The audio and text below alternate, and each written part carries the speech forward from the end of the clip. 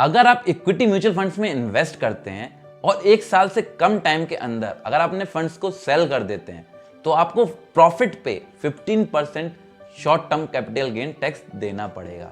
वहीं अगर आप 1 साल से ज्यादा के लिए होल्ड करते हैं तो आपको लॉन्ग टर्म कैपिटल गेन सिर्फ 10% देना होगा प्रॉफिट पे, और ऊपर से 1 लाख तक के प्रॉफिट पे आपको कोई भी टैक्स नहीं देना होगा।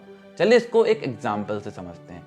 अगर आपने कोई फंड 1 साल के बाद सेल किया और लेटर अज्यूम आपको 1,10,000 रुपए प्रॉफिट हुआ, तो आपको 1 लाख रुपए तक तो कोई टैक्स देना ही नहीं है और केवल 10,000 पे 10% टैक्स, यानी कि केवल 1,000 रुपए ही टैक्स देना है।